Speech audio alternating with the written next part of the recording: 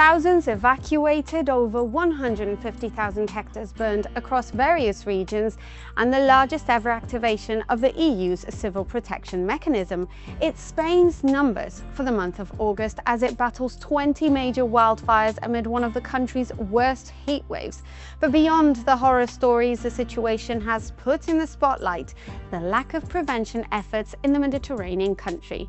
Extreme heat fuels wildfires, yes, but now conversations and anger also focus on the fact that the investment general and local governments make in wildfire prevention has gone from 364 million euros in 2009 to 176 million in 2022. Prevention has many faces. It can range from education, as 85% of wildfires are triggered by human activity, including power lines, to controlled burns, mechanical clearing, or livestock grazing on the grass and bushes that help wildfire spread.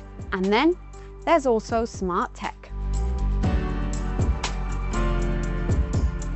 There are different solutions that can detect wildfires in very early stages. One of the main solutions we see are AI-enabled cameras.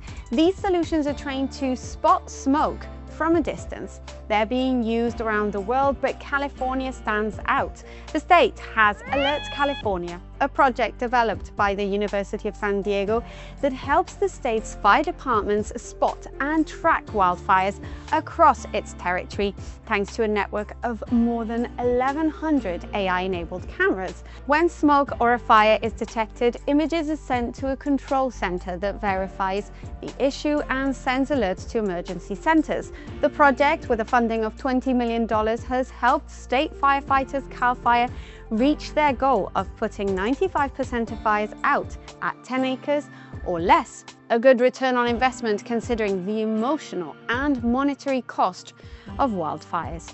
The US is investing heavily in these AI camera solutions. We've seen company Pano AI recently raised $40 million, with their size and client list, which includes utilities like Austin Electric, continuing to grow.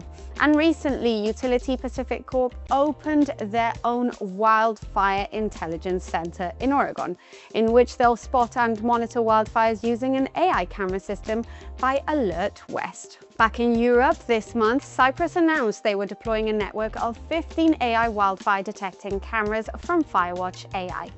Then there are sensors. UK company Pyre has developed a biodegradable pine cone-shaped sensor that only activates with heat. The sensors are dispersed in remote areas, and when a wildfire reaches them, heat triggers a reaction inside the sensor that sends an RF signal to alert of the fire.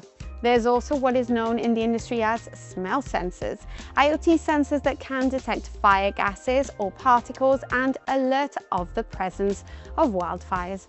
Hawaii deployed N5 Shield sensors after the Lahaina wildfire. Berlin-based Dryad Networks has small smell sensors that create a mesh network that hops and hops and hops into the forest, communicating with each other and their platform when there are fire gases present. Cameras and sensors detect to stop the fires from growing, but when the fire has grown into a full-blown wildfire, solutions like drones, satellites, or predictive AI models are used for situational awareness and planning. So satellites are great for tracking wildfires, I think. Not so good at detecting them, early at least.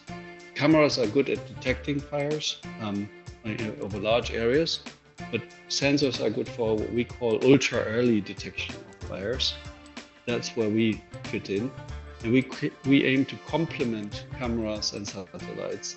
With wildfires, it's all about teamwork, and we've seen that with the international proof of concept Burn Monitor in 2020, which brought together Inria, Moraga Orinda Fire District, Berkeley University Analog Devices, Planet Labs and Zone Haven to test end-to-end wildfire detection, alerting and evacuation solutions.